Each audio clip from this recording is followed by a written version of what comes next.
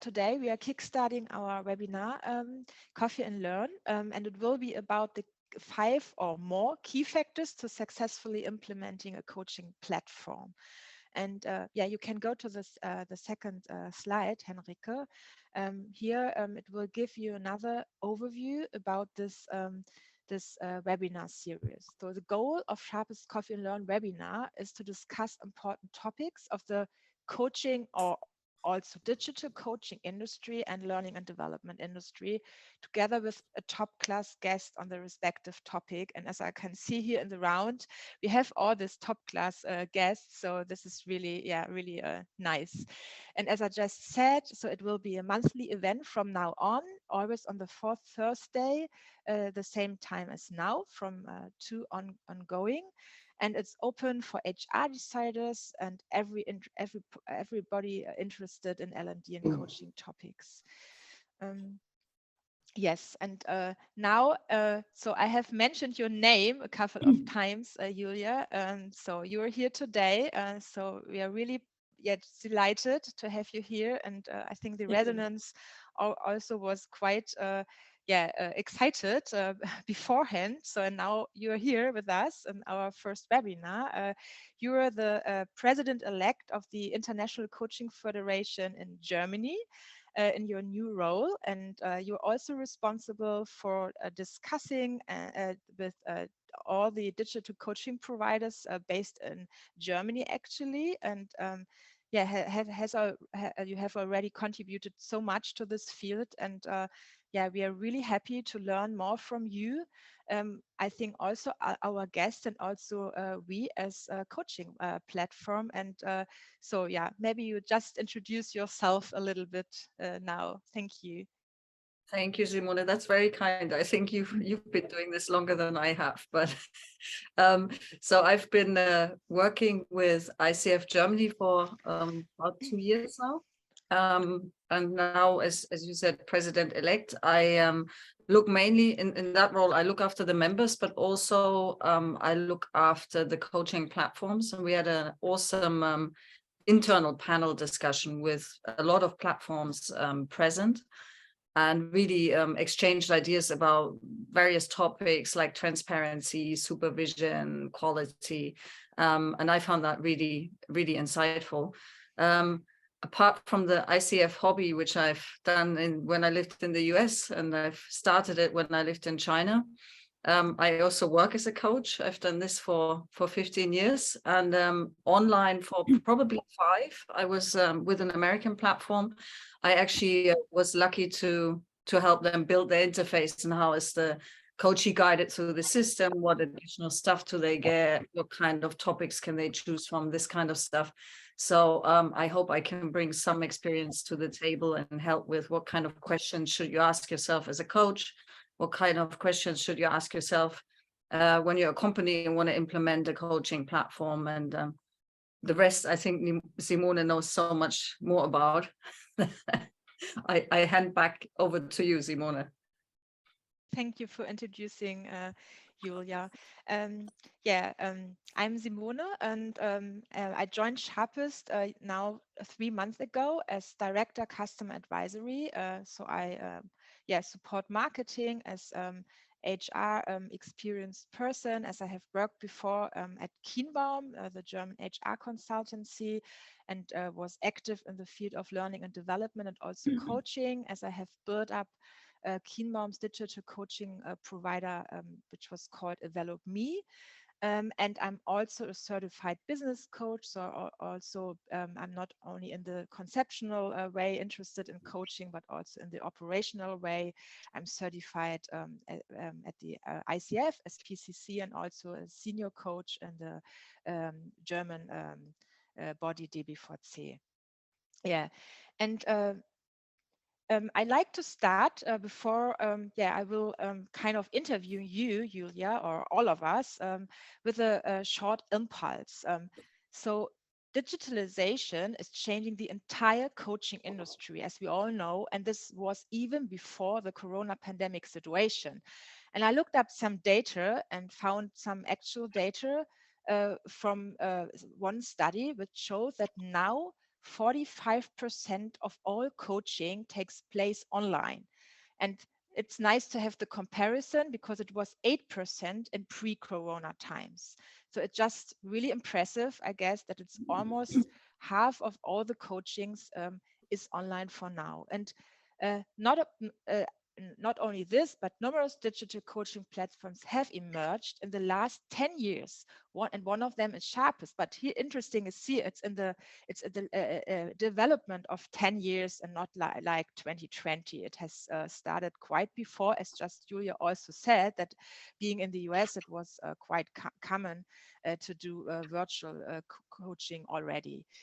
And there are many reasons for this development, and I just picked out two of them. Looking at the needs of companies and as well as employees themselves, it's notable that employees are increasingly asking for new formats.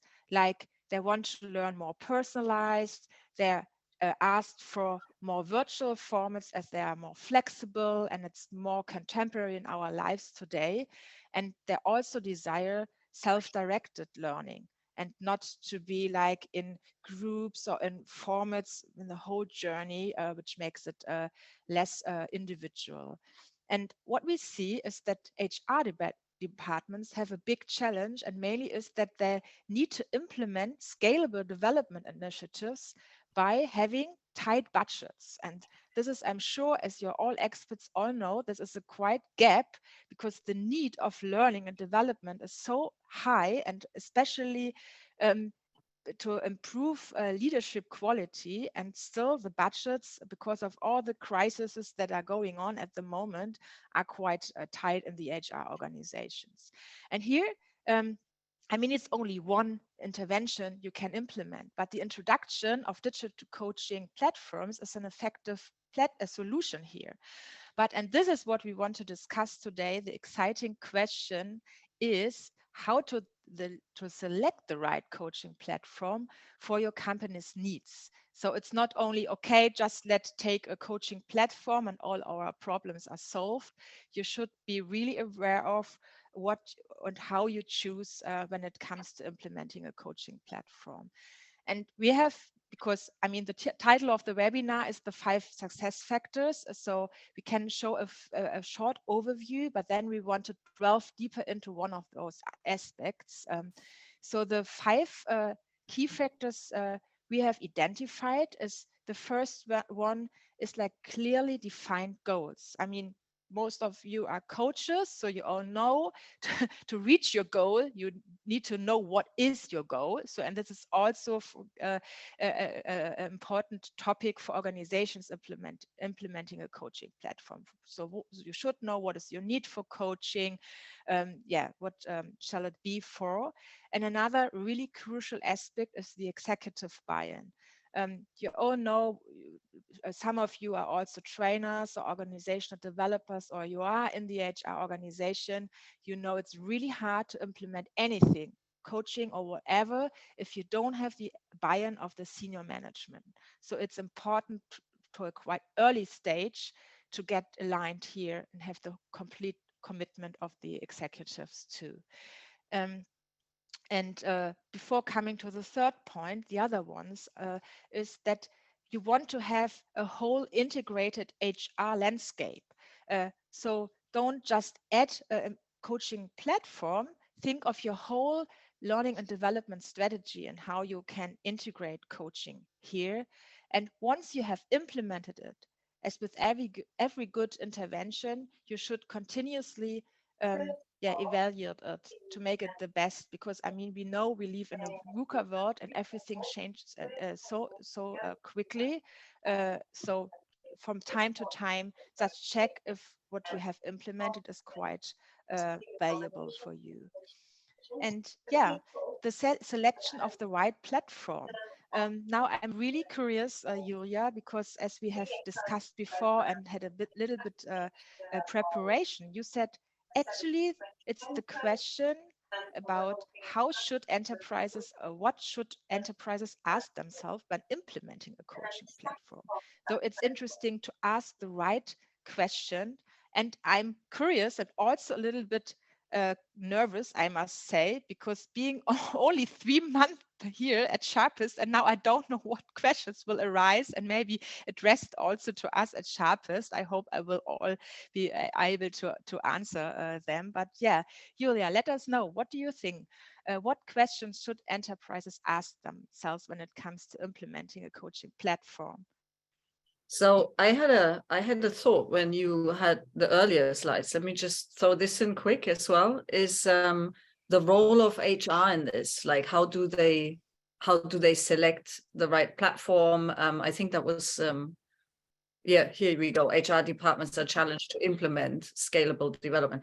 So one of the things we found out with the ICF study we did on ROI in coaching last year, and we asked a lot of companies, we asked the Prism Award winners, we asked coaching platforms. I actually spoke to you as well about this, and came out that really HR role is changing into a gatekeeper role, because people need to talk as you said, there's a lot going on in the world. A lot of people work remotely, and all these water cooler conversations we used to have, where you can just walk by your HR person and just say, hey, have you got a minute? I need to talk about something. You lose all this with this remote, and everyone is distributed in the world. So we found that coaching is a really good reply to this and can help with this. It's not going to replace it. But we also found, in order to find out, is it training you need? As you said, it needs to be embedded in the whole system of L&D in the company. The HR role is kind of changing into a gatekeeper, saying, okay, so maybe this is something for coaching, maybe this is something for a work group, maybe this is something for training. So this was just a thought I had when I saw this. We can go back to the questions you should ask yourself, could ask yourself. Let's say that you could ask, you don't have to. So really, I think, and this is, of course, I've got my ICF hat on, and by the way, I'm PCC as well, and we now have not only the different levels of coach certification, but we also have the team coaching certification that we just brought out. So I think quality really matters. So one of the questions an organization could ask is, how are the coaches in the pool of the platform certified? Are they at all? With whom are they certified?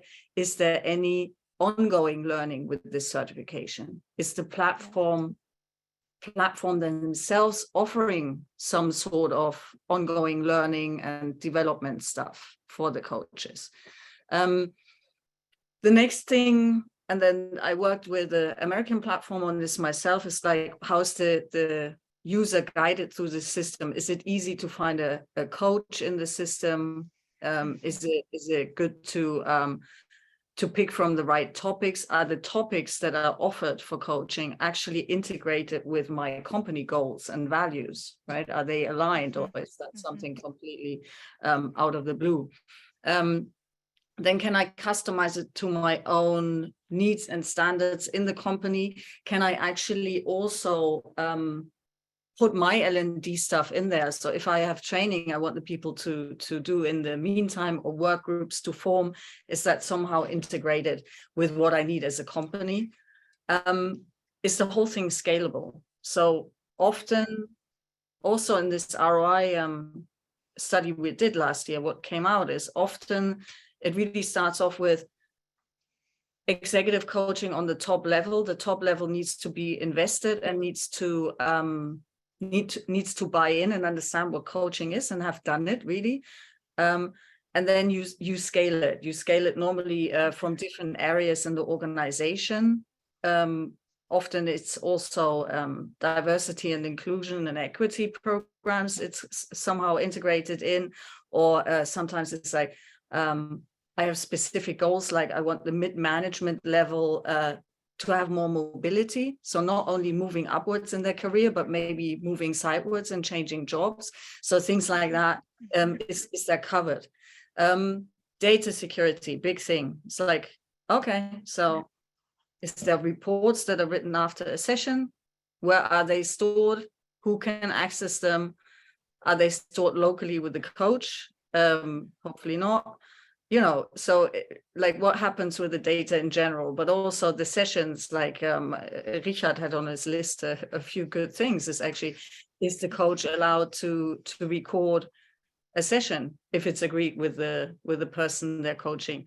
You know, is that possible? How is the stuff then stored? So there's a whole lot of things. And then I said earlier, the ongoing support and training of coaches, like how's that handled?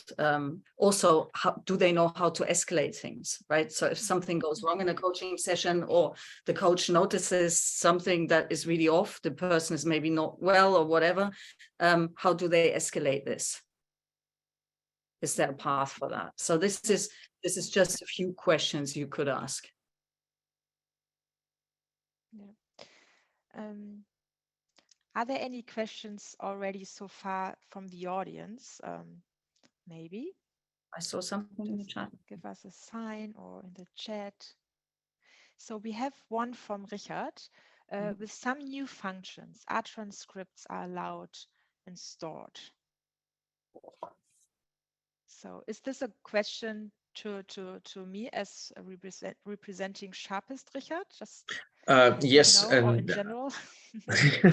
yes and no. It's basically a general question, but if you are supporting these new transcripts, because I heard that some of the platforms, they allow the user to have actually a transcript was spoken.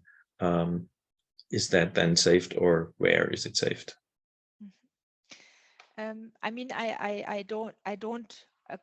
I'm not able to answer all the details yet. Sure. But I'm a coach at Sharpist. I have only one coachee actually, but I was really keen to address that. I love to have one coachee to get to know the product as good as possible from the inside out, as being also be coached by a Sharpist coach myself, as all the Sharpies, so the Sharpist employees, I call themselves Sharpies, have unlimited success to coaching with a Sharpist coach.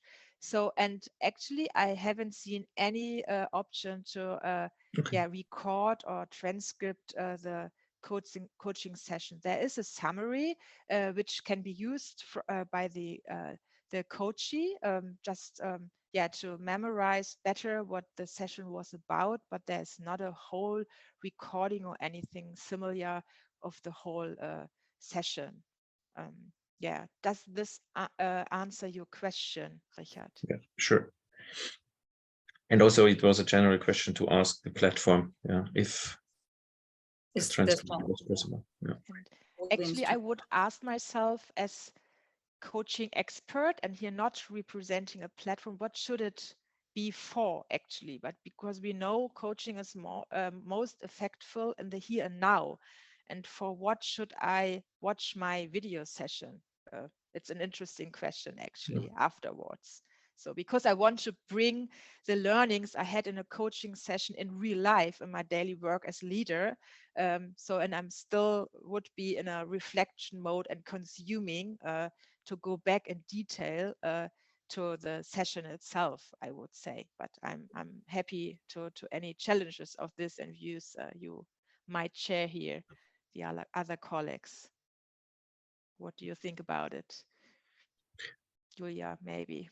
I find this quite interesting. In my 15 years doing this, I've never ever had a single coachee say, "Can we record this?" Not once.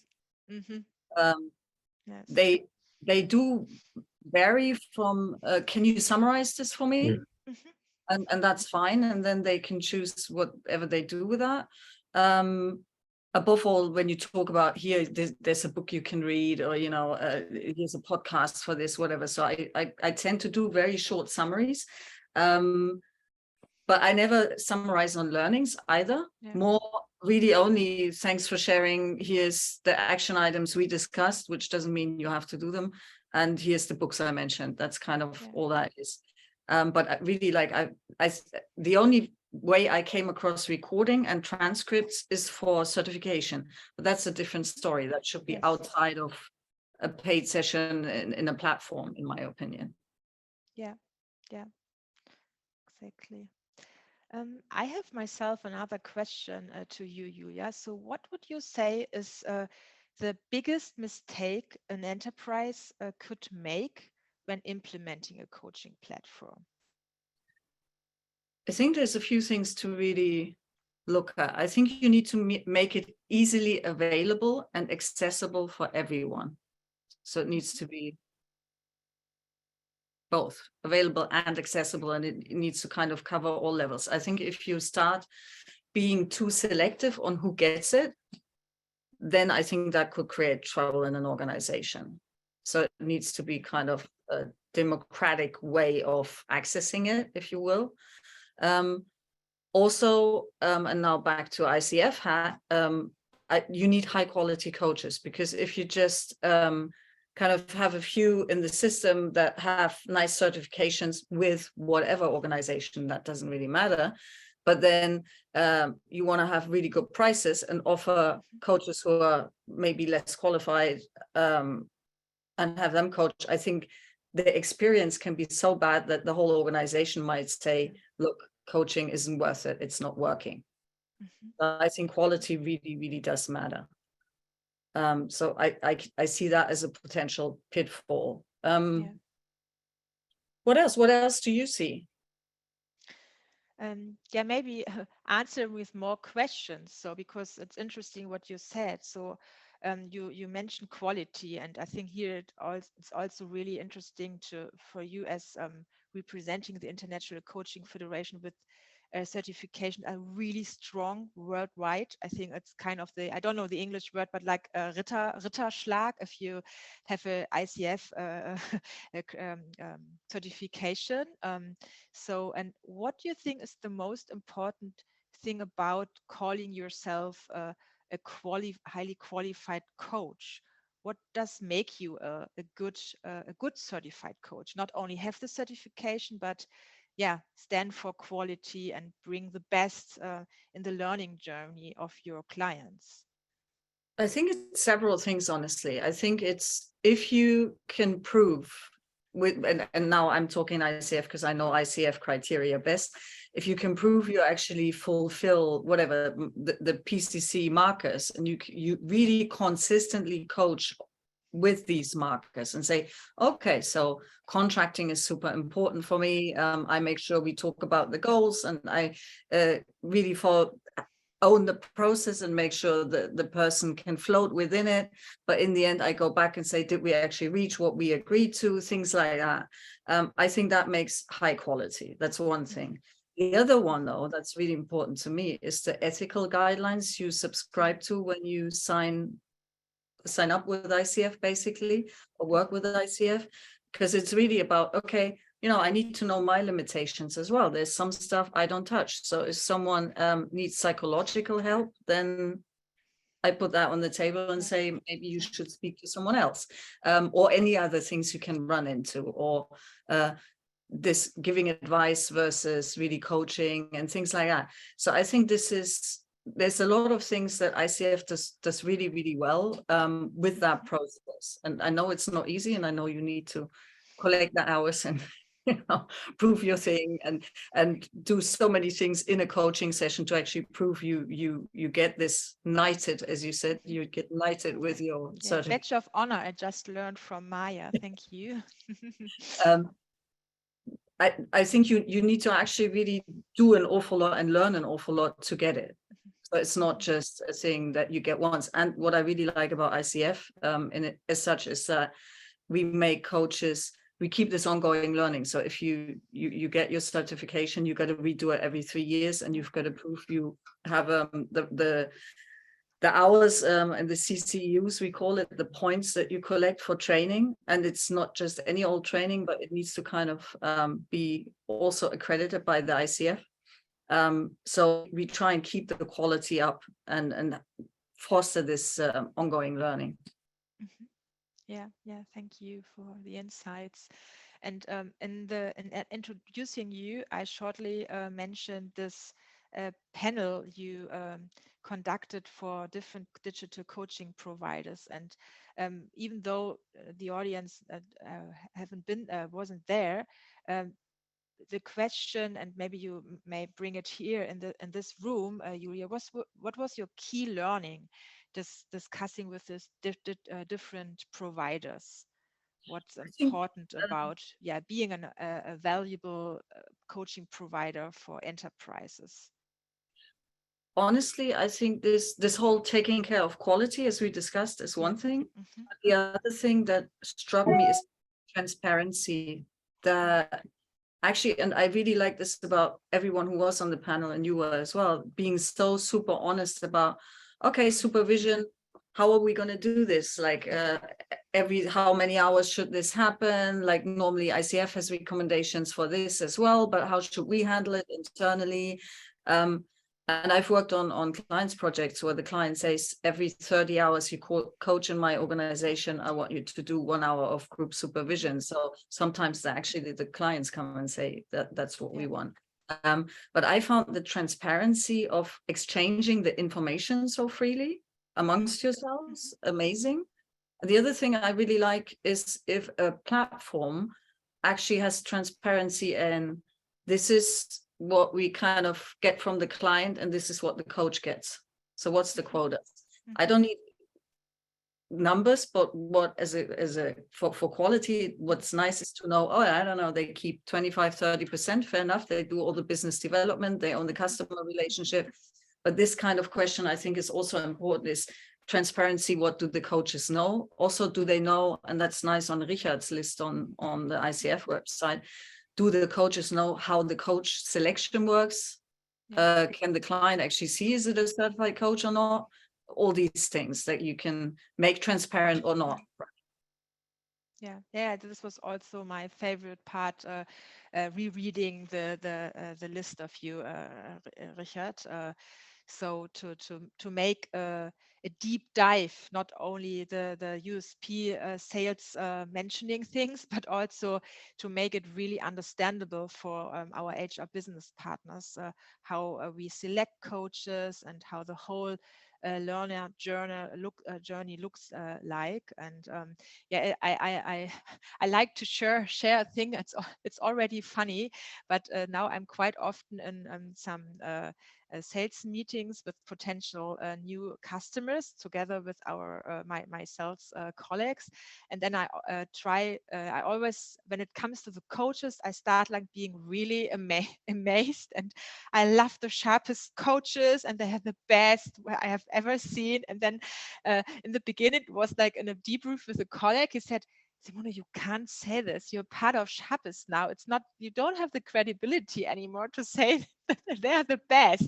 But then I always say, yeah, but I mean, maybe I don't know everybody, and I don't know the whole community in DACH, but I really know some of you in the DACH region, you coaches. And when I had a look to the coach pool once, I was like, okay, I know you and you, and really felt really amazed about the seniority, about the sharpest coaches. And this is what I really like to say, to focus on a specific target group. And here it comes to leaders. And you said a few minutes before that it's also important to make it accessible and easy for everybody to get coaches. How do you think about this, Julia, to have employees in general, or only leaders implementing a coaching platform? So I think it depends on what you really want to do as an organization. It's fair enough if you say this is I need to like work on this level in the organization, then that's what you do. But I think in order to get this engagement in people and get people excited about working for you and feel committed to your company and say they do awesome stuff for me, it's nice to have it at all levels. And you can, the programs I've seen in organizations, it's then scaled in different ways. So they say, I don't know, if I really talk top level, maybe I have a program that runs a year for that person, for the coachee.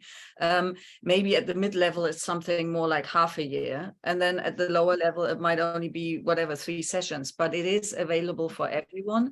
And I think what you said initially on some slide, don't need to put it up, is like, it's driven by the person. So I can say, I want to work on this, and I'm not told do a communications course or do a course on something. So I think this agreeing the targets with the managers and everything is great, but I think it's great that the person can also choose a little bit for themselves what they want to get out of it. Yeah. Yeah. I mean, it's coaching, it's not training, so it should be part of it, that it's that it's self-defined. Yeah. Thank you.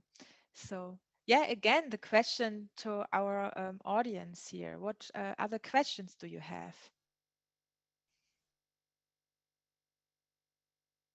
Or what are you wondering about or surprised of?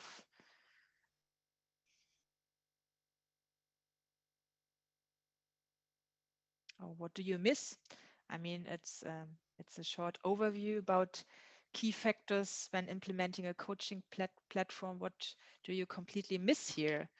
And think, I can tell you what coaches should ask themselves too.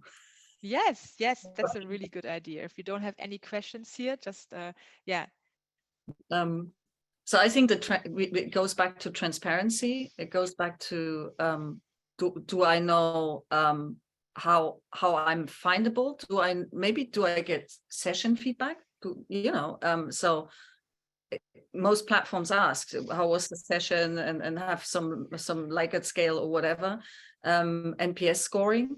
Does the coach actually have access to this? Do they find out how they're doing? Then also, how is the data stored? Does that influence the algorithm of how I am found within the customer? Because so if I do really, really well, does that mean then I pop up on the top of the list, or doesn't it? Then how does the algorithm work at all? Like how am I found? What is the criteria? Is it by location, by language, by, I don't know, by something I can do well and I get to pick 3 topics, or what is it? Then clearly payment. The other thing is exclusivity. I had these conversations with different platforms again and again, and I find it shocking. It's still the case. You're only allowed to work with us. You cannot work with them. It's like, I'm self-employed. I can really technically work with anyone. And this is not how this system should work, right? So there's a lot of questions you should ask. Okay, I would like to ask. We also had one question from Antje. Yeah. And you raised your hand, Antje. Thank you. I was just waiting. I had actually 2 questions. One was just asked by Julia, and the other goes like into the direction of how does the level of certification of your coaches reflect in payment?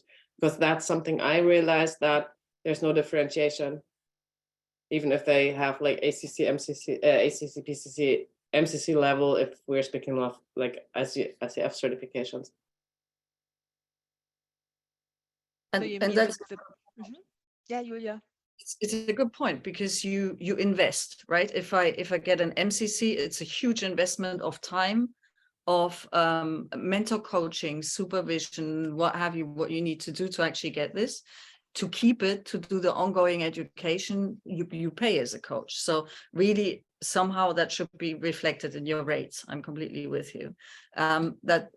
And is there any difference in the platform paying the different levels of certification or experience, years of experience, even if you're in a different association and not ICF? Is it also, I have a corporate background, does that count? Or, can I come from university and have learned some coaching course and then, so how do you feel that is handled in Sharpist, Simone? Mm-hmm. So this makes it easy for me now. I really don't know in detail, actually. It's more like guessing, or I can share my point of view. What I share that it should be reflected in the experience you have in the rates, but I also see that the business partners, the enterprise themselves, I mean, they're buy for coaching for a specific target group. And it's more for the provider to differentiate between different target groups. So if you were just speaking about different programs, like for executives or middle management or first-time leaders, so and here I think it's reflected on the kind of target group which is accompanied by a coach. And then it doesn't matter maybe what specific experience those coaches in the pool for the target group have. So it's like a downsizing yourself maybe when you are an MCC, and of course usually also coach top executives, but have a coaching at a platform with middle managers. I don't know if it's exactly like this, so I need to check with my colleague from Coach Experience, but I would say this makes sense in a way. So, and we also did it at EvaluateMe that way, so that it's more the match between the target group and your counterpart than the experience itself when it comes to the rates. Yeah, I think it's maybe question from Richard. How often can the rates be adjusted? Some platforms have not changed since 4 years.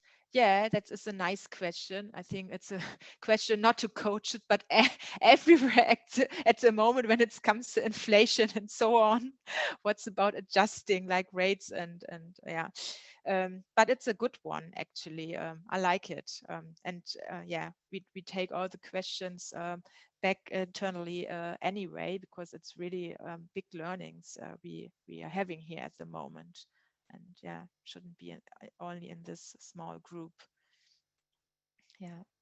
Yeah. So again, to this question of how, what you said, matching the level in the organization and the cohort of the coaches that is offered to that level. I think this is something where you maybe the algorithm doesn't even do it. Maybe you need to involve people to actually build these cohort and say, okay, for that level, that's that kind of coach I need for a different level. Because really, another question I liked on Richard's list, still going back to this, is do they offer coaching for new coaches, which they should, of course. You know, you want to foster new talent as well. And I think this is where cohorts come in useful, and you just kind of have, okay, so this is the different pools we have, and this is where they kind of fit in the organization. Yeah. But that is kind of corresponding with the payment, because as me as an MCC, I wouldn't refuse to coach somebody who is like new to the company or right out of college. It is a matter of payment in the end. Yeah, it is. At the rate I usually ask for as an MCC, I would totally be okay with, like, if the company is paying for that, or is paying that amount for whatever he wants to be coached by me. That doesn't matter. Yeah, that's a really. But I don't have the important choice as a, like, if I apply on platforms, I don't have the choice to say, well, I would pick client beginning employees, but with my rate. Yeah, exactly. Yeah, that's important. It's a interesting question. Unfortunately, our time comes to an end. So a last comment from your side, Julia. What do you want to add? Final comment. Basically, just be curious and keep asking all those questions. I think that's the main thing. Yes. Ask about quality. Ask about and I like this about you guys, Sharpest, because I did the RI interview with Sharpest last year. You weren't even with Sharpest back then.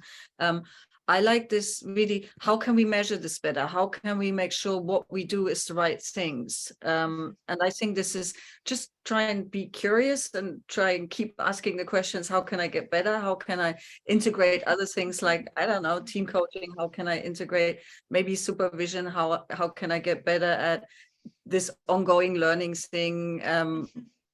What else can I do with ICF? You know, whatever. Yeah. So keep asking the questions. Thank you.